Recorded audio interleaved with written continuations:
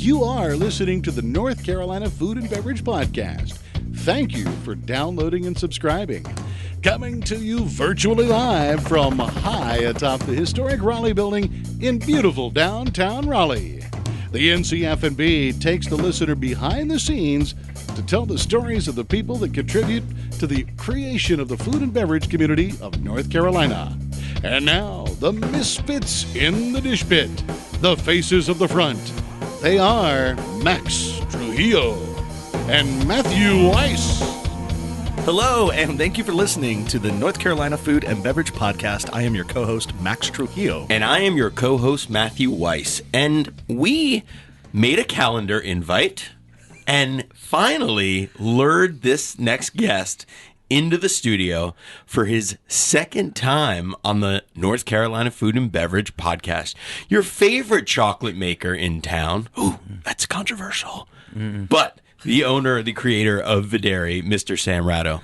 Thanks for having me. And I'm glad that after the fourth edit of that calendar invite that I asked for, that you guys accepted it. I appreciate that. Well, you know, It's known. Yeah, Anthony over at Oakwood Pizza Box famously said that, like, oh, if you're going to meet Sam Ratto for a beer, or even you need to make a calendar invite, which I kind of get. Here's the thing. I bucked it for a long time, and I tried to be loose and free, and, like, everything's fine, and the, like, carnage that came from that was aggressive, and I had to figure out a different way to live a life where I own two companies. One of them is accidentally an international company, and I have a son, and people I want to see, and I had to do it, and it's hard some days. It's hard some days to sit there and go, you have 13 things on your calendar, and there's only 24 hours in this day. Yeah. What happens if something goes wrong or right? And, like, when I say right, you want to stay and have a conversation for 3 hours? Yeah. Sorry, I got to pull the plug on this one. I got to go. Right. Sorry. We were just talking about organizing your life, and then you realize, like, those times when you feel like you're being unproductive or lazy, or you just purposefully don't have anything on the calendar for like 3 hours, and you're like, I love those times. but I feel like anxious. I feel like, I think I'm supposed to be doing something. Am I not supposed to do something? And it's hard for me to just be lazy and like not do something. I love it. I love not doing something, but it's like, especially if it's in the middle of the week, like Wednesday at 2:00. You know, it's like you suffer from serious FOMO. Oh, totally. That's fair. Yeah. So Sam, welcome back. Last time that we had you on the show, we were in the comfort, cozy place of my home in our little basement studio, but now we're high atop. I think you just got a new fancy microphone. I think that episode, Brian had given you like a fancy microphone That is like correct.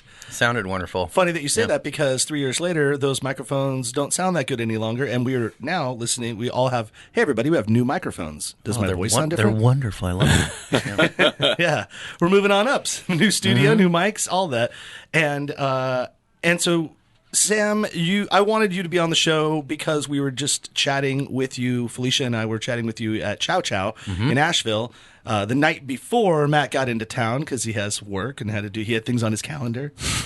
And we just tore it up that night. Went to, was it French Broad Chocolates in Asheville? Is that what it's called? Yeah, so French Broad Chocolate Lounge, JL invited myself and Greg from Dandelion in San Francisco and my buddy Tyler from 5150 Chocolate in Florida to do a presentation on the different ways in which 4 companies who essentially do bean-to-bar chocolate have different paths to getting to the essentially chocolate. And then that was the end of my day. Yeah. Like, I had an hour-long thing, and then it was like, what are you going to do now? Wait, you had all that time to... You had Sam time. So magical.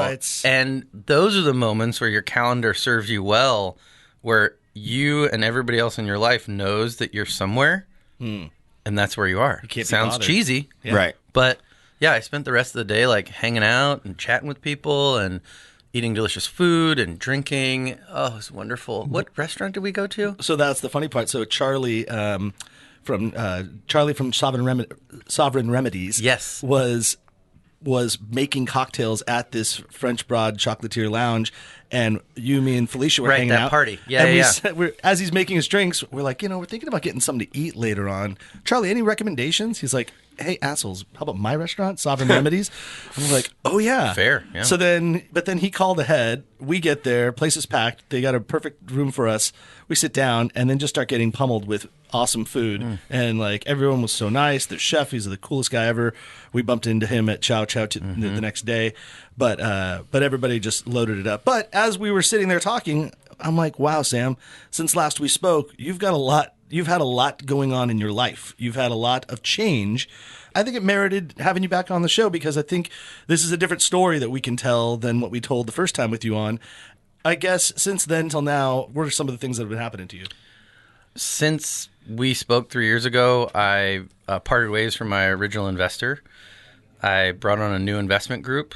My ex-wife and I got a divorce, and she no longer works in the business. And all the things that you are building towards or want to build towards when you get out of a business partnership and then you also get out of a marriage inside of a span of 3 months. Yeah.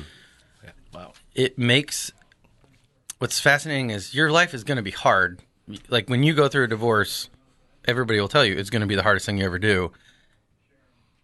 Combo that up with a new business and all the trials and tribulations of even just setting up your sales and use tax again. Right. And then you go through that and you have essentially it's a big brain drain from your business that you then have to compartmentalize on a daily basis in like the depths of depression. So I went from this super high of getting out of my old business partnership that wasn't working to 2 months later having the real conversation about we also have to get out of this marriage. If we want our son to have a successful, on the surface, happy life that we can provide for him, we can't be married anymore. The reality then becomes, what do you do from that point? And you can read a book. You can listen to as many podcasts as you want about divorce. You can talk to as many friends as you want to. But the real work that happens from the moment you do that to the next thing, I mean, it's just insane. You can ask me more questions about it, but like the high level is we did that. And the negative is I had to pull out a transfer company. I had to back down from all of these dreams that I had and like this work that I did, and then money. Yeah. That's the part that I think people gloss over every once in a while. It's like it cost a shitload of money and time. And I'm not saying that a divorce costs money. That's the only thing it cost. But we literally put thousands of dollars into something that just disappeared. Just went away. It just went away. You know, it's just that movie came out this year, Marriage Story. Have you seen it? Oh, with Adam Driver Yeah, and and Scarlett Johansson. Streaming on Netflix. Look, I've watched it, and about halfway through it, I turned it off because I didn't care for the punchline, and I didn't care that the guy didn't recognize that his son is more important than his own shit. And I got halfway to the point where he's like, he got excited about dressing up for the Halloween costume or something like that, and he was just belittling his son the whole time. Yeah. I'm not into that shit. Yeah, but maybe I should think watch the rest of the movie. Well, just I mean, when you were saying, you know, and people don't think about that, and you think like, oh yeah, getting divorced is, you know, all this shit, but like all the peripheral shit that you have to deal with in terms of paying lawyers fees, but like then the whole logistics of when you have a child and shuttling them around, and then like the extra money you have to pay to make your schedule work, or maybe the money you're losing because you can't focus on your business, and like the whole thing in that movie where he couldn't focus on, he had to leave a project that he was doing and he couldn't do it. He got a MacArthur grant, didn't he?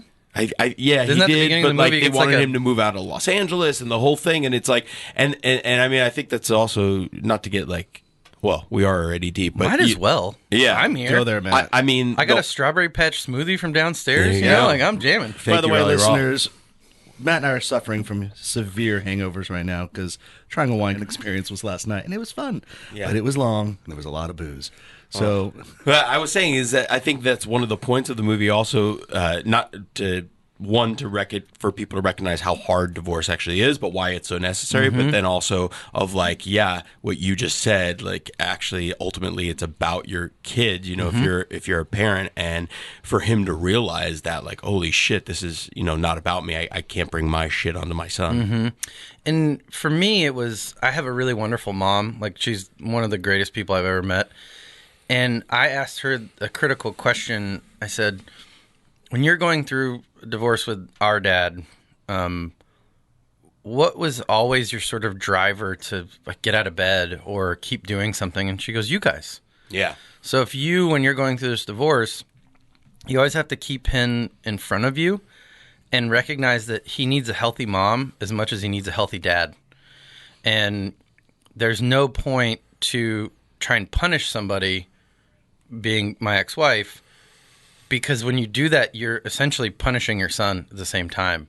And so you can have that, maybe the speed of recognition that the point of this is not to fuck somebody over. It's to say, you know what? This situation isn't working.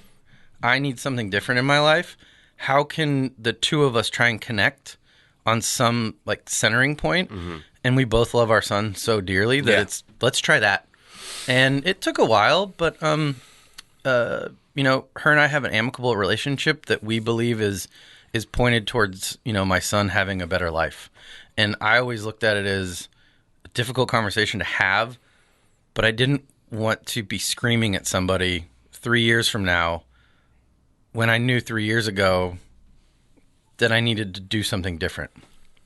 And it's hard. It's weird being we're all parents, and it's weird because you're going to argue. You're going to argue with your spouse at times, but it's to the level of how bad it gets and how much the kids observe is where you got to like say, okay, it's not unhealthy. It's actually, having been the producer on the Holderness Family Podcast, there's a lot of family analysis going on at all times, and we have like professionals coming in. They're like, no, it's good to argue, but the kids need to see an argument, but they also need to see resolution, and they need to see respect being given back and forth during the argument. It's when there's name calling and there's shouting and there's just kind of just no regard for each other. That's where it's unhealthy.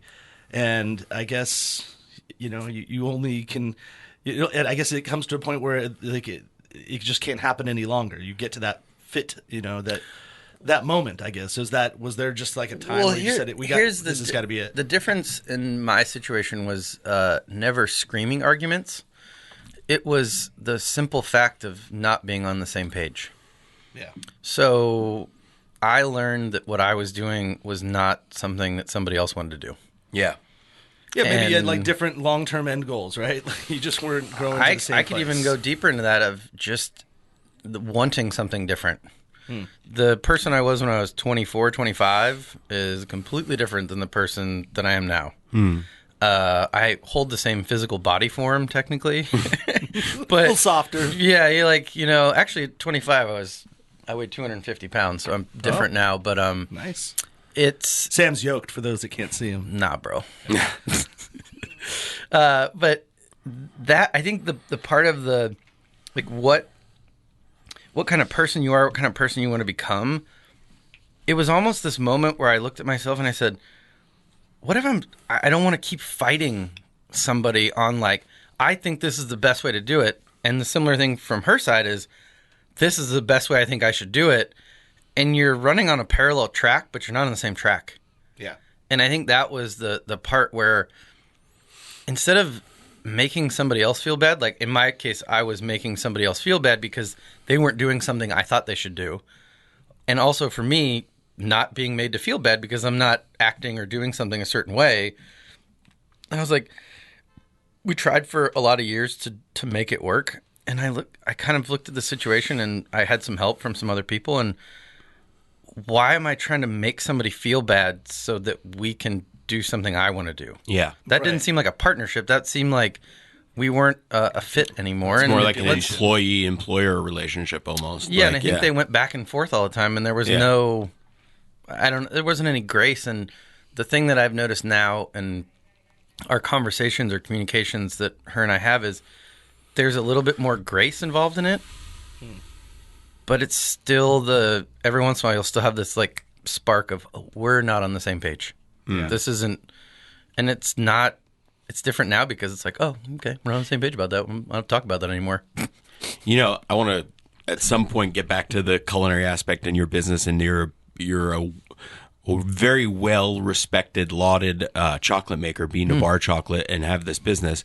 But I will add to that, if anybody's ever talked to a therapist or no marriage therapist, they're counseling, they always say in couples counseling is like the most thing to bring a couple back together is that, hey guys, guess what? You want the same things. You're just not communicating how you're going about. And I think when you don't want the same things, when you realize, well, then that's the time of, like you shouldn't be together then. Yeah. And you have to be okay with that. Like you both should be like, well, we're not at fault for not wanting the same thing. We grew up in different ways, you know, like these two trees are growing in different directions, and they don't have to be together. Which is funny. Like in my relationship, Felicia and I, we've only in the last few years really realized that we don't have to like everything that each other likes. Yeah. Mm-hmm. And it took me so long. Like I always want her to like football because I love football and I love the Raiders. And I'm always talking about like, did you hear Antonio Brown? He's fucking insane and blah, blah, blah. Or, oh, Tom Brady is such a cheater, blah, blah. And she just looked at me. She's like, I don't care, right? And I was like upset that I'm like, just like this. Like it's been 20 years. Why can't you just like football? And then in the end, I'm like, why do I think that she has to like the things I like?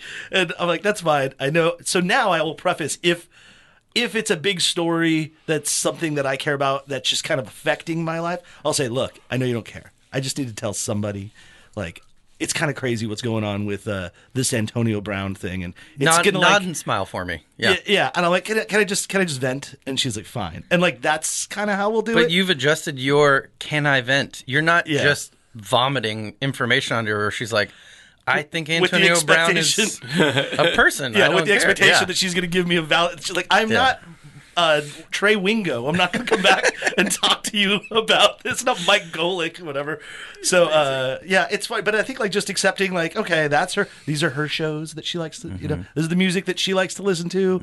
This is her quiet time. But then conversely, oh yeah, this is my private time, quiet time. These are the things I want to do. I think that's better, right? Guess what you guys do though agree upon.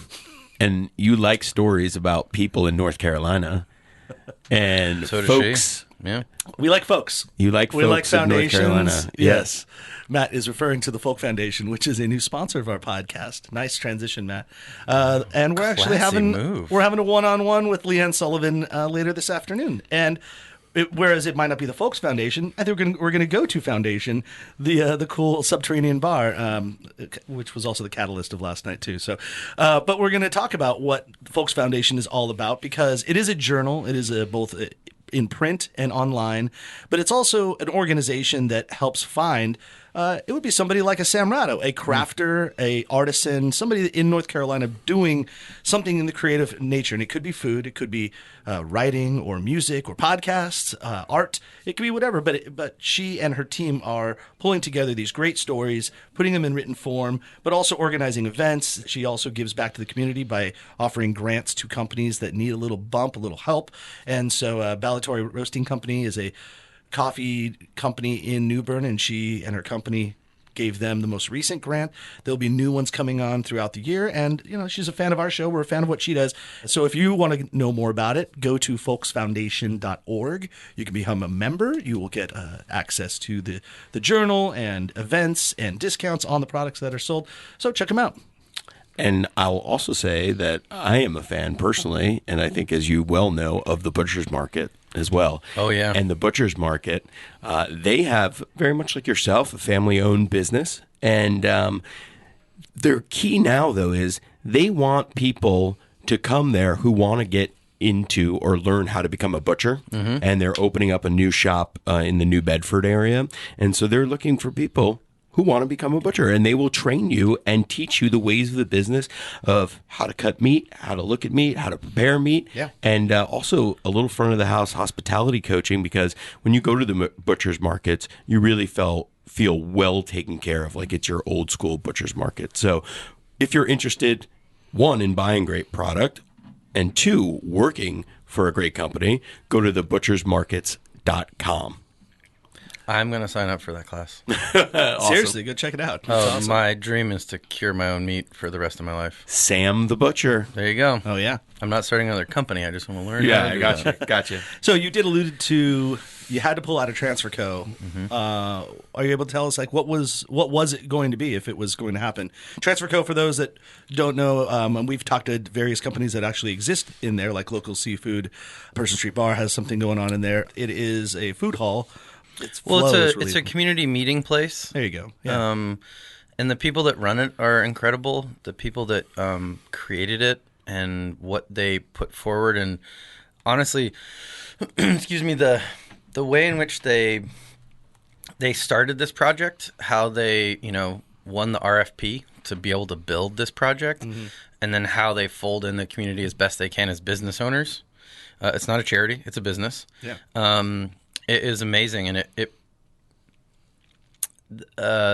when I finally learned that when I say learned, when I finally knew that the end was near of that project, I got a text message from somebody, and I probably cried on the floor of my kitchen for 20 minutes about the sense of loss, but also the sense of relief. I was trying to do something that, when I looked at on the paper, it wasn't going to happen. And then after my 9th or 10th bank visit of me going, this is what this is, and this is what this is, and here's all these things. And they go, so you're going through a divorce. Oh, you just sold your house. This isn't going to happen. Next sentence, I love this place. I bring every single new client here, and I show them this place because it's so amazing. And I would say thank you. I would literally get into my car and go drive around the block and just yell at the ridiculousness of my situation. In that way of what? You love it, whatever. Finance, though, is different. If somebody's going to give you money, they want it to be money they're going to get back. Right. And this touchy-feely, everything is great, is something that you need to have.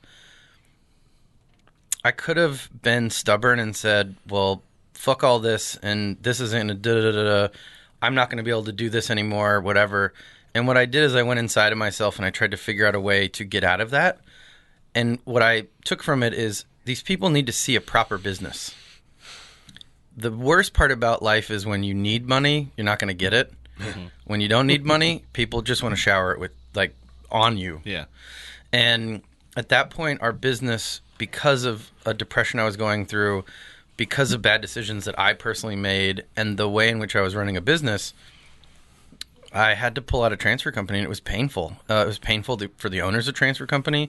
It was painful for the community of people that, I was on TV twice telling people that transfer company was happening, and I was going to hire 10 people from the community, and I was going to create this much in revenue, and I was going to do these things. Yeah. And you get to this high of this is actually going to happen. And it took me probably, I'd say, a year almost to go into transfer company without feeling like an asshole for walking in there. It took me a while to see some people in there that didn't look at me like I was a piece of shit. And it was one of those moments of understanding and recognizing that if you make bad decisions and you want to stay somewhere and you want to be a part of something, you have to own up to them. And sometimes that owning up is just showing up and going, I really fucked up. I said some things that I couldn't come through on, and now I have to be here and be like, I really apologize that I put you through that as well. And it was really difficult for myself, but it was, I believe it was probably more difficult for the people that worked at Videri at that time that didn't know how bad it was, and then had to go through the internal cleaning up of Videri starting in March of 2019. So what was wrong at Videri? Why was your business not working, or what were you doing wrong with the business? So in 2017, we had a transition that came along. It was the beginning of the process of getting out of my old business partnership, my original business partnership. I was able to, with energy and momentum, change the finances of our company, make it be something that is wonderful and profitable. That the new ownership started in the middle of 2018, and then 2 months later, I started the process of going through a divorce. Yeah. From that day forward, it was a shit show. I was telling Max earlier that there was only 2 times that I had to lie to my general manager and say, I have to work from home today. I have a bunch of meetings. And I was at work, and I had to go home and just sleep all day. And there's a part of like hiding that from people that I think is the right thing to do. And there's a part of it that I don't think is productive, but you don't know until after you've like seen the result of that. But going through those things and having some self-realization of what I was trying to accomplish, and what I did wrong was I was pushing so hard and inflating something so much that if you don't give that much energy, 7 day a week, 24-hour day thought process, you're at every event you possibly can. You're connecting with as many people as you possibly can. You're doing everything. The back end of your life is failing because you're not centered on anything, and you're not putting a goal down, or you're not trying to find what you really can accomplish and still have like a healthy life balance.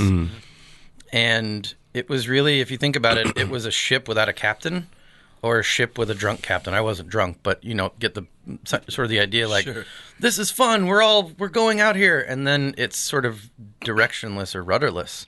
And luckily for me, I have a really wonderful board that asked me politely to leave a meeting once. I'm the president of this company. You're great. You need to leave for a minute. And they gave me the path forward, and they set it a very clear expectation is this is the first and last time this gets to happen.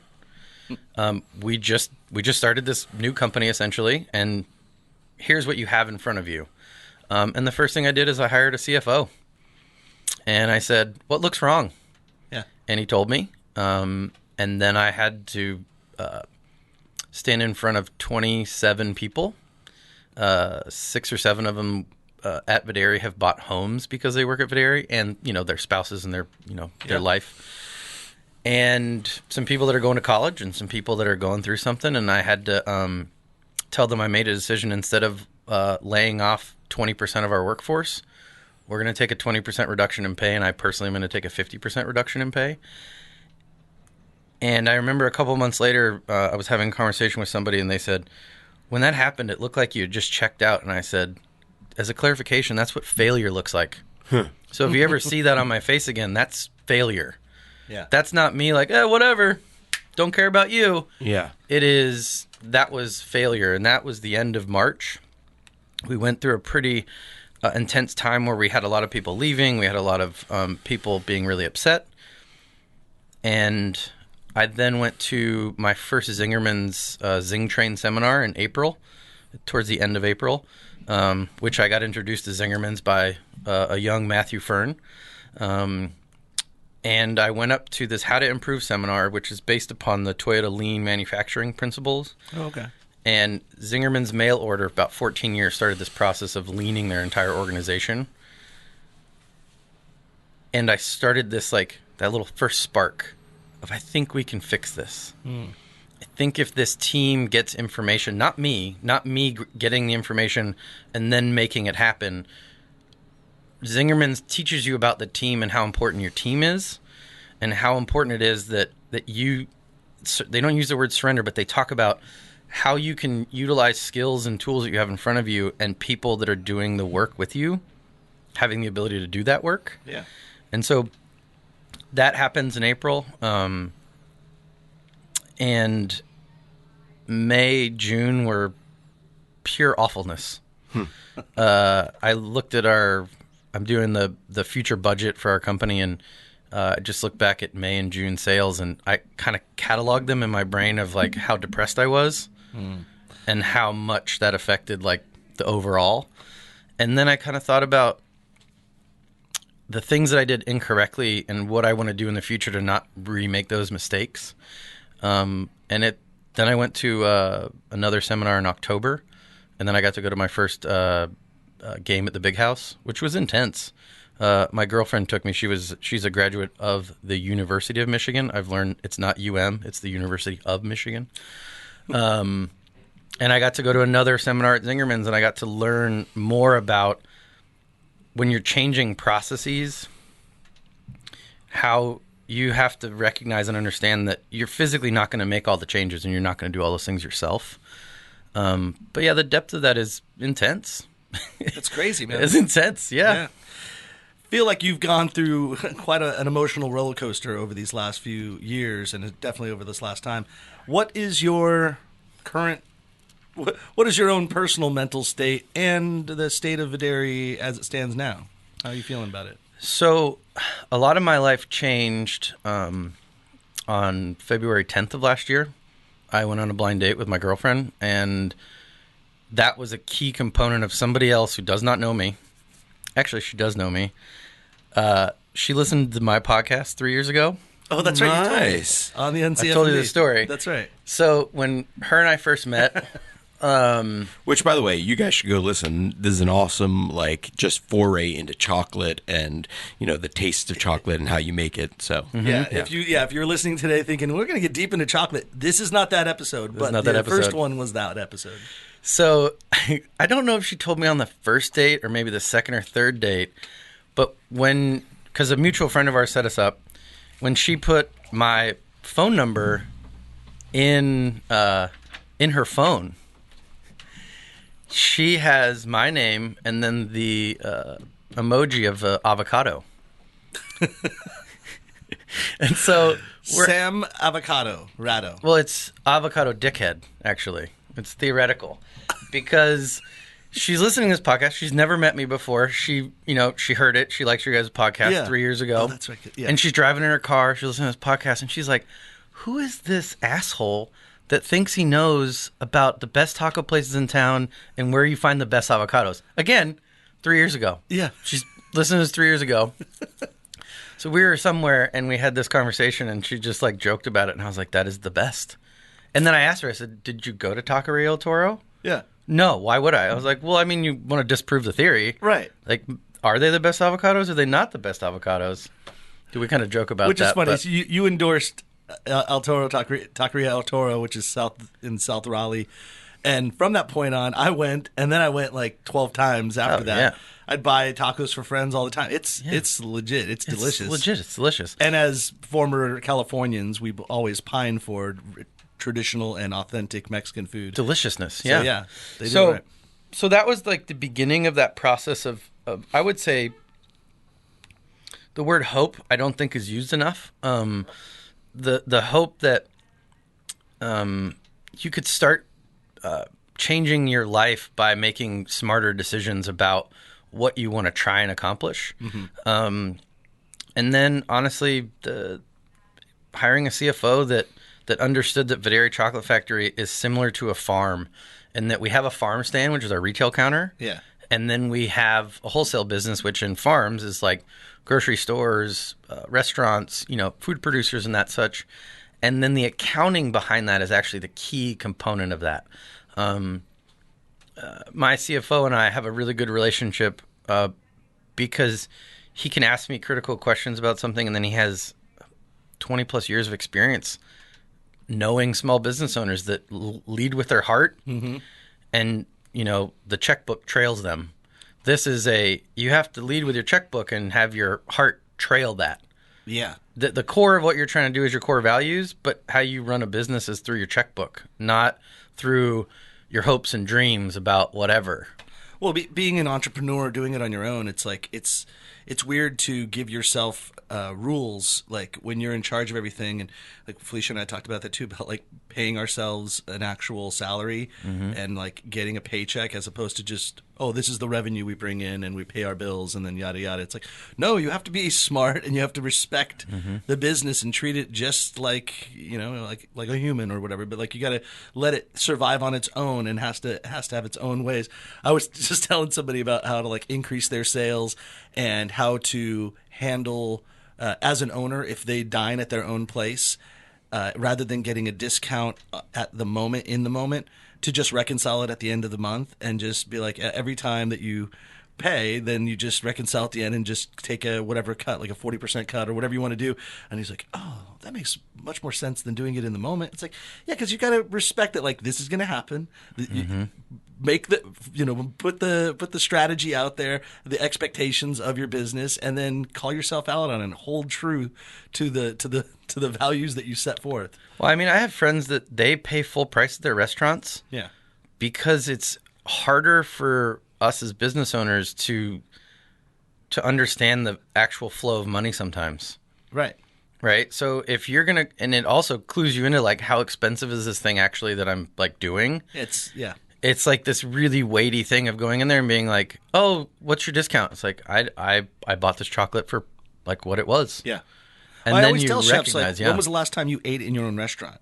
And it goes without fail. Almost every chef always says, "Oh, it's been forever." Like they never eat at their own restaurant. But it's like, but how do you expect guests to enjoy what you're providing if you yourself don't understand the experience of what it is? And it's hard sometimes for chefs, especially if it's a small restaurant, because you can't walk into your place without your team knowing you're there. And so everything's going to be like, everyone's going to be on their toes and making it perfect. But even still, sitting at table 42 at seat 3, you'll realize that a light bulb is just shining right in your eyes.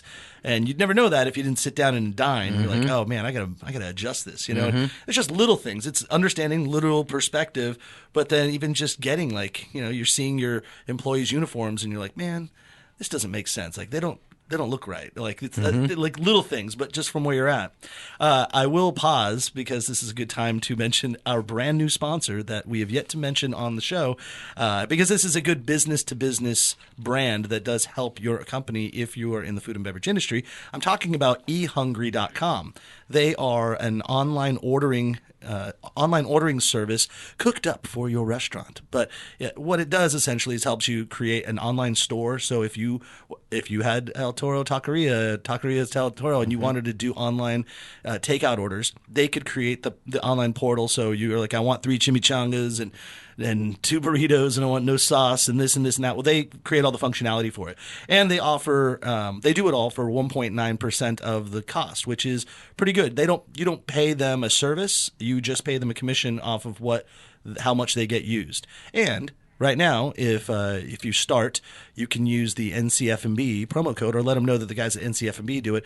They will not only give you the first 30 days free, which is what anybody would get, but by using it through us, you get 60 days free. So if you created an online store, you could test with them and see if the juice is worth the squeeze, and you don't pay anything for 2 months. So go to ehungry.com. You can get a free trial, and the nice part is they're local. They do businesses all over the country, but it was started here 15 years ago in Raleigh. So pretty cool. If I made chimichangas, I might do it. Maybe you need to make chocolate chimichangas? There's an idea. Deep fried. I mean, I love deep fried anything. So, and we might have to cut this or not, but are you able to tell us what your concept was going to be at TransferCo? Was it just going to be another version of Videri, like another outlet, or? Because I know there was a lot of partnerships over at Transfer, like the blending of businesses. So was it going to be a different concept altogether? It was going to be multifaceted. Okay, the best way to put it. It would have allowed our company to distribute chocolate nationally. It would have also allowed us to focus on different aspects of our chocolate making and separate a few different parts of it. We were going to have a chef demo training event space with a full kitchen that people could come in and, somebody wanted to have an event, things like that. If you wanted to bring a chef in and they wanted to do this, that, or other thing, we were going to be able to get up above 100 tons of beans a year in use, which is, we would be one of like 4 or 5 in the country that are at that level. Oh, wow. We would have had the ability to effectively process beans in a more streamlined fashion. Then we would have had a really nice retail counter that would have given us the ability to make a few things that we'll probably still come out with. But yeah, that was It was a dreamer. So, having also just recently had a potential dream kind of get foiled recently that I'm not going to get into, but I want to make some moves myself and do things, and something didn't happen. But what happened in the process was I realized that when you're focused on something and you do it, a lot of momentum happens. And then even though this project that I wanted to do didn't happen, I realized that the team I surrounded myself with really galvanized and became awesome. And I was like, man, okay, team, let's not do what we were going to do, but let's do something, because we've got a lot of momentum, inspiration, and a good group of creatives and intelligent people working towards one goal. So with that said, would you still venture to try to do that, or what you're conceptualizing in the future in another form? Oh, 100%. And let's be honest I'm going to be honest with myself. If I would have had the ability to open transfer company when I did without all the things that I went through, it would have fallen on its face and I would have been in way more trouble than I am now. Right. And don't you hate when people say, and everyone says, if it was meant to be, it would have happened. It would be, yeah. I'm like, oh, okay. But if it happened and it failed, no one's going to say, well, it wasn't meant to be because it happened. No, it's just shit happens. Sometimes it works and sometimes it doesn't. It's random, but you do have to focus on things. Yeah. This is clearly a situation where my hopes and dreams about something were awesome on paper. But the reality of it is I was not set up to be the owner of a company that was going to scale that fast. Sure. I didn't have the tools or skills at that time to do any of that, but I thought I did. I was getting validation from different parts of my life or people or this, that, or the other thing. And without that, I would say, massive defeat of making poor decisions for a series of years, I wouldn't be in the space I am now to accelerate what we have in front of us at Videri at 327 West Davie Street right now. I also would not have been checked so hard to recognize that I need to set up different ways to run a business, whether it's multi-million-dollar or $200,000 a year in revenue. Whichever direction you go, if you don't set up your business correctly, it's always going to fail. And again, I always go back to Zingermans Deli and the Zing Train people to recommend to every single business owner who needs something in their life to look at Zingermans Zing Train and go to one of their seminars and see what it looks like to run the best version of a business you can imagine. They write visions for 15 years out, 10 years out, 3 years out, 1 weekend out. They give people the ability to see like open book management, and they will show you everything. And then the next part of it is they will give you all of the tools and playbooks of how to run a business, and it is your responsibility to run that business.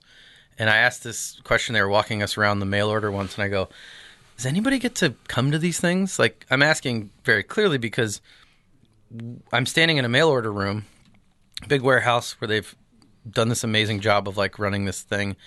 I go, what happens if like Williams in Sonoma wants to come here and learn how to do it? And Maggie Bayless goes, okay. Yeah. Right. And I was like, but aren't you she's like, the thing is, Sam, is that I can show you all this stuff, but if you don't day to day, minute to minute, year by year run it this way, it's not going to work. Yeah. We're always having to reimagine and rethink like how we're doing this.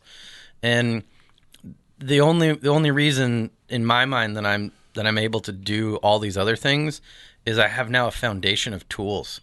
I don't have to kind of pick and choose what I think is going to work at a business. They can lay it out for you, and if you want to follow it, you're probably on a good path. And the key is the team.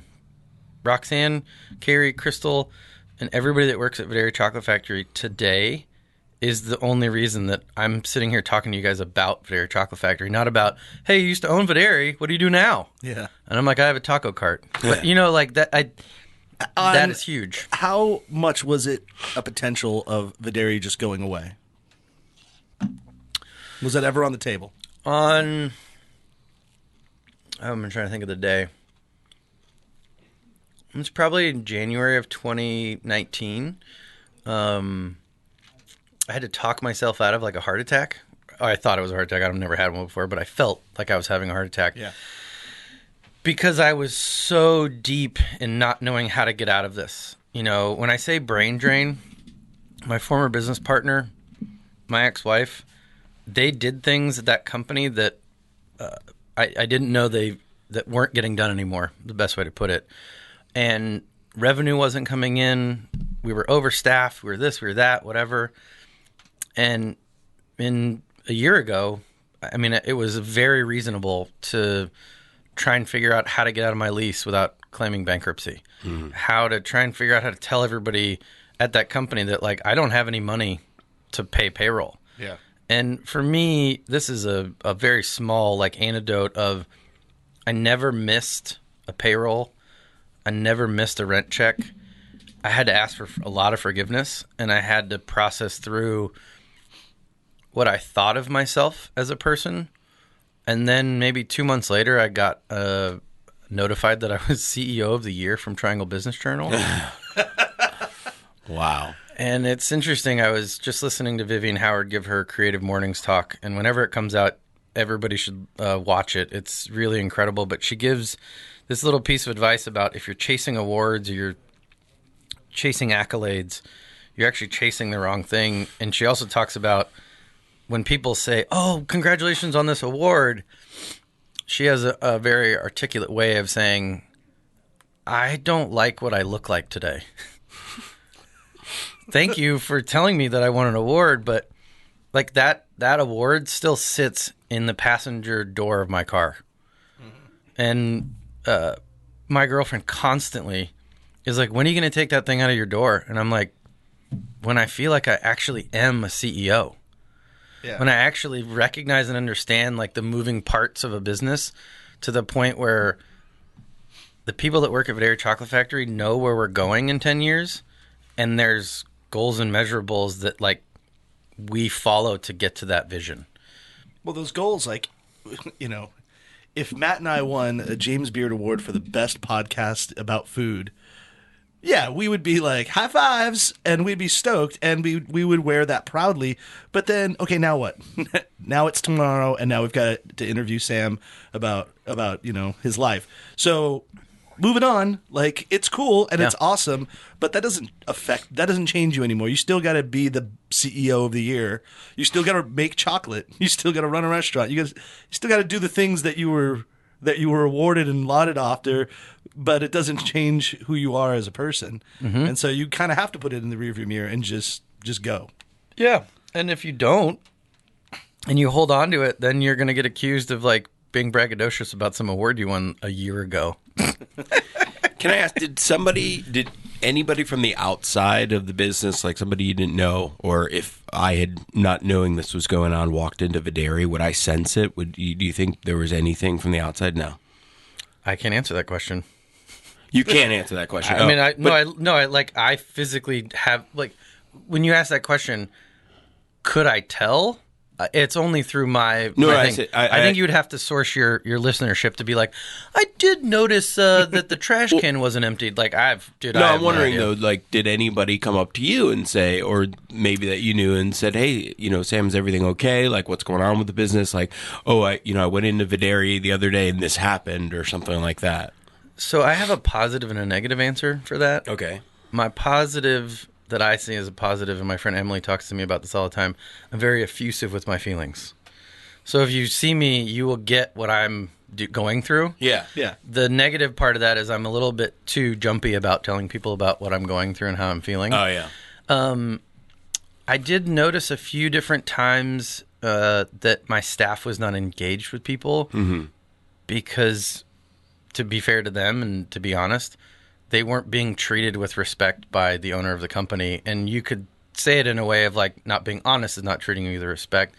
One of the main reasons that I kept going is because I love making chocolate. I mean, when I learned that this is how you make bean-to-bar chocolate in 2009, that's a core value of mine, that I love making chocolate, and I recognize that is really wonderful and neat and special, and I have the ability to make a living.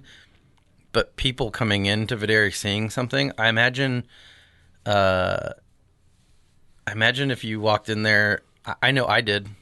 I know I saw it. I would talk to people and they're just like, yeah, whatever, clocking out, clocking in, I'm leaving. Right. And I got very lucky that the people that work there now believe in me, and they believe that our organization is community-driven. We're a values-driven business that wants to do well for ourselves, our community, the communities that grow and process cocoa beans, and that will do things like espresso shots, not gunshots, to help bring a little bit more awareness through the people of Moms Demand Action. Or, working with a group like Raleigh Pride. Those things that, people kind of shy away from in that way, that's something that if somebody came in and said, oh, this chocolate doesn't taste good anymore, oh, maybe the guy's depressed. Yeah. I don't know, man. This is not made with love any longer. Yeah, I don't know. I mean, the one thing that I can say is that specifically Carrie Blackburn and Crystal Blaylock G, they, in their departments, whether they wanted to kill me or whether they thought I did an okay job at the last all-staff meeting, they took personal pride in the job they were doing, and they took personal pride in making something delicious. And everybody that works there does that. And that is the reason that a bunch of people didn't come up to me and say, hey, man, I walked in there and that 70% tastes like shit. Yeah. I didn't hear it. Now, granted, not a lot of people will share the negatives with you, which I find actually more upsetting than somebody going, oh, amazing job. Mm-hmm. Well, they'll just write it on Yelp or, the equivalent. Well, I'm saying like fellow business owners. Yeah. I'm in the wrong a lot of times where I will walk up to somebody and be like, I don't think you're doing this right. I don't think that are you sure you want to do it that way? Funny that you say that. I had lunch yesterday with a friend at a place that will be anonymous because I don't like. It's called McDonald's. No, I'm kidding. Shit about somebody, but it was a new restaurant and a small quick service type of place. And I'm having lunch. Food was mediocre, and my lunch guest did not like the food at all. And when the owner came by, this is where you got to listen. You have to listen to people. When the owner came by, he's like, "Hey, fellas, how's everything doing here?" And I went, "It's fine." And my guest was like, "Yeah, it's okay." We were honest. It was fine. It was okay. But if you hear that, you should probably ask a follow-up question. But his response was, "Great, man. Good to hear it. Awesome." And walked away. Just hearing what they want to hear. Yeah, I was like, you did not hear. And I wasn't, many times people, when you just go like, "Hey, what's going on, Sam?" And you're like, or like, "How you doing?" Great. You just say great because you don't want to get into it. But if like, "How you doing?" "I'm a little depressed right now, man. Shit's kind of going on the wall." It's like, oh, wow, this is happening. So I get why those superlatives, they just happen because you don't want to engage. But if you're at your business and somebody tells you how they feel, you should listen to them and you should kind of deal with it. Hold on. I feel like we are human beings and we shouldn't just do things because it's rote. So yeah. Listen, sometimes you're busy and you can't, so, nobody's perfect, but I always try to give a genuine response if somebody asks me how I'm doing. I'll be like, I'm really fucking tired today, or, I'm really feeling good, or my kids are driving me crazy, I don't need to go on a whole diatribe, but I'm going to give you a snapshot of, what's going on. I try to do that, Was it Daniel Boulud said, because our friend Brooke, remember Brooke Lemma, he worked for Daniel Boulud, and he said that one of the first things he had learned from Daniel Boulud was, as a server, never ask a question to guests that you genuinely do not want the answer to. Yeah. He's like, so don't walk up to a table and ask how is everybody doing if you don't care how they're doing. Everybody is doing. Yeah. Yeah. and that's great too, because then you can take the bullshit personality out of it and just give somebody great service, and you don't have to put on a show. Yeah, you don't have to be genuine. Fake smile. You could just be like, "Hey, I'm here to give you everything that you need. Right now, I'm stressed out because my wife and I are going through a divorce or something, but you don't need to know that. And I also don't have to let on to that, but I also don't have to pretend like I'm the greatest, happiest person ever. I'm just going to do all the things I'm supposed to do." Right. I've, in the past 2 years, the amount of times I've said terrible when somebody's asked me how I'm doing. And it's interesting the people that step up in your life when you say that and the people that don't.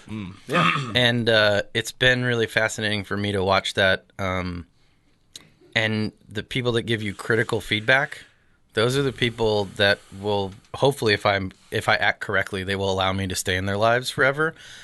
But that's another reason of like being honest with people without being mean is a key component of saying, I just didn't think that was good. Or even the tough conversation of talking to a friend that owns a business that said, I know you're trying to go for something, but I don't like, can you give me more insight on like, is this what you tried to give me?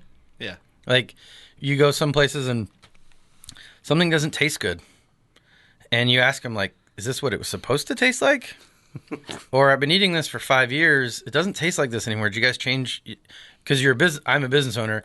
Did a producer change, or is this vendor not supply this kind of olive oil that really keyed into this thing or whatever? Before I go, oh, this person's garbage and they don't know what the fuck they're doing. It's like that is the other part of like some grace and empathy where you can ask some questions to see, or somebody might walk up to you and be like, yeah, man, executive chef walked out yesterday and we're piecing it together. Yeah. As opposed to me going on Yelp and going, this thing that I always eat is terrible now. I've been coming in for 20 years. And it's like, well, I mean, like maybe the person had diarrhea and couldn't come into work and like they're special and they make it a certain way. Like there's a lot of parts of it. It's funny. I worked at Wolfgang Puck Cafe for 5 years or whatever. I worked for Wolfgang, and his tortilla soup was fantastic. Everybody people would just come in just for the tortilla soup. And he got big enough to where he created a commissary kitchen, and they started cooking everything, baking, doing it all in this like Beverly Hills adjunct to Spago. And they're sending everything out now in like, vapor sealed bags or whatever. Cryovacs. And so we all had chefs at our respective locations, and now the chefs didn't have to make the soups. And, initially you're like, cool, that's one less thing to do. But then the second we opened that thing up, heated it, and served it to our guests, everyone knew it was different. Everybody was like, what is this? No.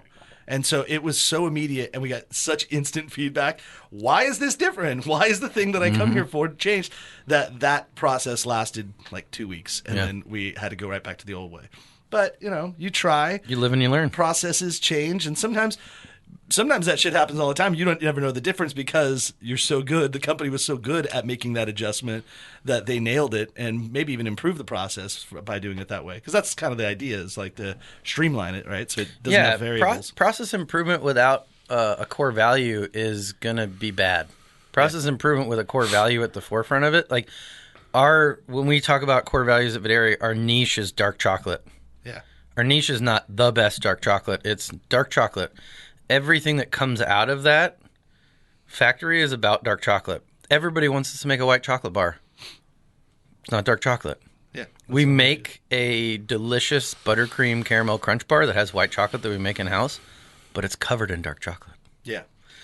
That is like a very rudimentary example of that, but a lot of people miss the mark on it for different reasons, and we don't... I know a person that I think is making mistakes, but I haven't had the opportunity to talk to that person about their thought process through it. Because their thought process may be, this thing that I used to make cost $9 and I sold it for $10. I need it to cost $4. Right. So I had to make an adjustment. And the flavor might suffer from it, but I need to pay my bills. Yeah. And I try and take that benefit of the doubt on that a lot. But again, I'm an asshole, so sometimes I'm just like, this is garbage. Or, as my wonderful girlfriend calls me, Snobby Sam. And it's apt. You and your avocados. Dude, I'll walk into a place and eat something and talk to somebody, and if the service is bad, I don't want to go back there. Right. I find that it's so much more affecting to have bad service than to have mediocre food. Like, if the food is okay, but the service is great, I'll definitely come back. But I won't do it the other way around. I feel like you piss me. If you put me in a wrong mood, well, I'm sensitive, and now I don't like being here. So I don't care that your chimichangas were delicious. I'm not coming back. I can get those somewhere else. Yeah. Absolutely. So what's on the horizon then, or any new and exciting things then coming up for Videri that we can expect? When we first started, Videri Chocolate Factory, Clearscape's architecture firm has always been our architecture firm, and they've done an amazing job and always have, and it's just an incredible partnership we have. and I needed a different approach and timeline. And so I saw Lewis Cherry at Poolside Pie. And I was like, Friend of the show. I was like, Lewis, I'm in a pool right now. How did you do this? Yeah. And we chatted about it. And him and his architect, Allison, have come over and helped us craft a different way of bringing guests into our space. If you think about Videri Chocolate Factory, we celebrated our 8-year anniversary on December 15th of opening our doors. That space has essentially been the same for about 5-6 years. And it was built for a different purpose. That factory and space was built for a wholesale operation. Yeah. A week after we opened our doors, it was immediately a retail cafe. That being said, all of those walls and the way it was constructed is for something totally different. And we've piecemealed in one way or the other what this is and what this isn't. And so that is the first thing that we'll do. We're going to bring out some new products probably in October or November of this year. If I can write a vision, set goals and measurables for the team and I to be successful, the next thing I'm going to continue to put my health, well-being, and the health and well-being of our staff in front of profits. And I'm going to continue to go to Metabolic 2 days a week with my friends. Maybe once in a while go to Flow Core, but it's very hard. Pilates is very hard.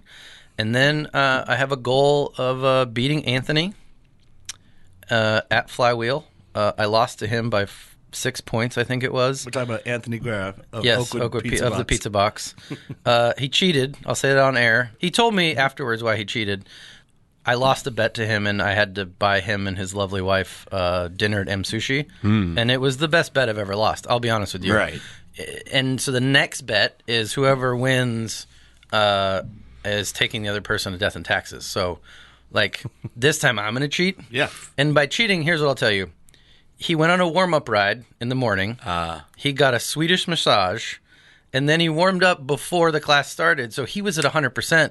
Meanwhile, I had gotten off a day of work and roasting. We're roasting, you got to move a bunch of beans around. Dude, he had Mamba mentality, bro. Dude, he had Mamba mentality. You just weren't there. And let's be honest, I like that. Yeah. And I'm just a sore loser. The fact that, like, I didn't know you could do that. I didn't know you could warm up for an entire day. But what he showed me is focus and dedication are more important than your perceived action on that thing. And he wanted to win. He wanted to win. And he deserves to win. Yeah. He does. I mean, he was prepared. Look at how he planned. Look at how he prepared. Yeah. I'm coming in there. I smell like cocoa beans. I go into class. That's what that is. I got my shoes on, right? And I do my best, and he's just right past me. Maybe you should think about getting a Peloton. And God! And then you could he told me really train. Yeah, he told me 2 days ago that he would get $100 referral fee if I bought one. I was like, "What do I get?" He's like, "You get a Peloton." I was like, "Not enough." But if I had room in my apartment, I would definitely get one. Don't gift your girlfriend or your ex-wife a Peloton. That's the most ridiculous. So lame. This is when our society has become you guys talking about? Oh my God. Politically correct. So Peloton, for those that don't know this, it sounds like Sam might know this. There was an ad that came out where the whole ad was the husband gifted his wife a Peloton, and for a year she documented using it. She loved getting it, receiving it. She herself was skinny and in shape and fit. And she documented just her struggle and her focus and determination, and put like a video. So then the next year she gifted him this like documentary of like, thank you, what you've done for me, whatever. And it's sweet and like, take it for face value. That was pretty badass. The whole thing. He gave her something she wanted. He listened to her. She wanted this. He gave it to her. She then responded with a thank you that encapsulated why, proving to her husband why this was important to her in this documentary that she gave. But what did the super overwoke society say about this? Oh, how dare a man give a woman something to get her in shape? That skinny bitch didn't need to work out for the beginning. This is the wrong message. You should have shown like an out of shape person get healthier and do whatever. It's like, can't she just love to work out, and that's a thing that her husband knows about her in the wellness space? Yeah, it makes her feel good, and it wasn't about improving. It was about consistency. It was just about love and understanding. And so, people were like dropping Peloton. Up a great message. Yeah, it's like, get out of your own way, people. I also think the problem with being in this society and the way it sort of thinks about things, and most of this is on the internet, let's be honest, like you're not getting a phone call from somebody directly being like, I didn't like the way you did this, is that we don't see that if somebody is excited about something, we let them be excited about it. Yeah. Don't tell Now, granted, don't tell me why you Peloton don't like and it. a marketing company and all that sort of stuff, sure, I understand the concept of body shaming, and it's really gnarly to go through that, especially as a woman in this society, and especially people seeing like an already in shape person being more in shape, and how disrespectful this is. I get that part of it, but then I look at it and say, what if that person wanted to do that? Like, what if that was a real story, and obviously they marketed it up and they did a good job, whatever advertising agency did that. Sure. But for me personally, exercising with somebody that like I'm in love with and want to share something with, it accentuates that workout to a place that like, I'm like, that's rad. So that maybe they missed that part where they're both excited about it. And like they're giving each other positive feedback about themselves. And like she asked for something, he gave it to her, and like, wow, this is really rad that this worked out. Right. But yeah, the backlash part of it, I didn't even know that. I thought it was just like the general, like he gave it to her like, you try this, woman. Like I didn't even know there was like a larger part of where she's like, yo, thank you for doing this, and I feel better about myself. Like I would not have been able to get through the last 3 years of my life if I didn't have an exercise outlet. When I go to that metabolic gym, they always have like a boxing portion of it, and there's been multiple times that I've been in there doing whatever, out of gas, out of shape, probably hungover, just screaming at that punching bag saying, you wasted my fucking time. You wasted my fucking time. And I didn't have to do that to a human. You know, I didn't have to like tell that human that. I was like, okay, great. And I was actually in an exercise class the other day with somebody, and they came out of it with the same fire they went in there with about complaining about something. I looked at her and I was like, yo, you need to work out harder so you have none of this energy leaving that hour class we were just in together. Yeah. Like, leave it in the dojo. Like this is about like betterment. Like those chemicals that are being produced and all the shit that's being expelled. Like the amount of times that I've worked out that I've smelled like a bar afterwards. You're like what Matt and I smell like right now. Yeah. And I'm like, I'm not saying that I didn't smell like that yesterday. Like I went through what you guys went through last night, the day before. Yeah. I mean, it's so much. But the Triangle Wine Experience is so great, and they raise so much money for the Frankie Lemon School that why wouldn't you want to be excited about something like that? And granted, you know, maybe too excited. Yeah, maybe a little bit too excited. Maybe we all, you know, we took it to an 11. Yeah. Yeah. Well, exactly. It's we got to get night. out of here, but I want to kill two birds with one stone. Two beautiful, fantastic birds that support our podcast.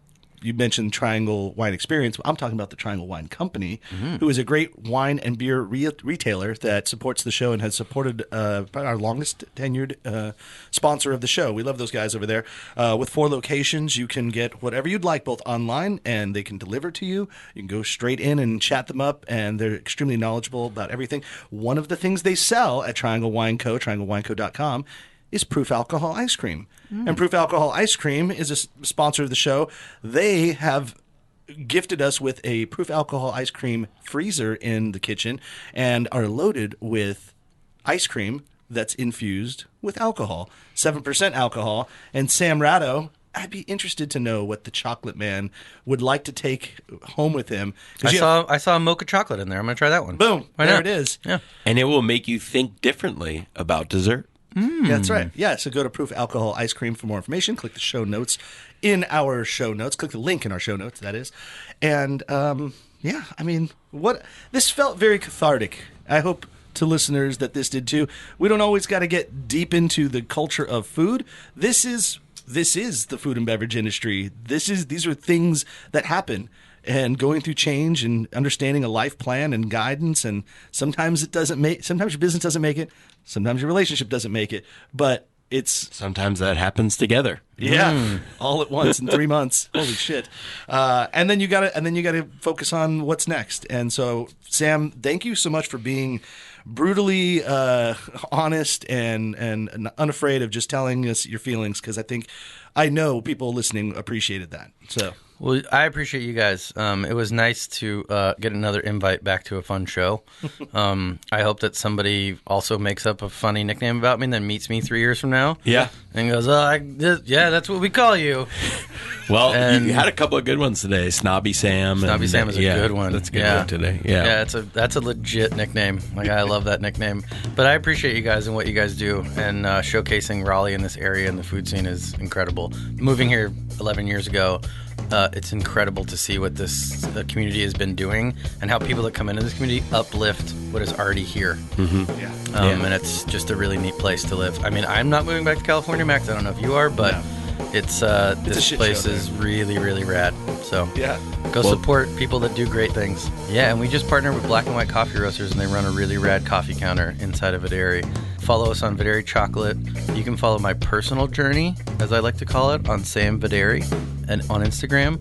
And if you like cured meat or Legos or maybe pizza or ridiculous posts about how effusive I am for my love for people and things, please do follow me because it's hilarious. Thanks, Sam. Thanks for what you do, and best of luck to you and to Videri moving forward. So, for all of you out there, go to Videri. You will eat and drink very merrily. Thanks for listening to the NC F&B podcast. And if you've stuck with us this long, review us on iTunes, and remember, 5 stars are encouraged.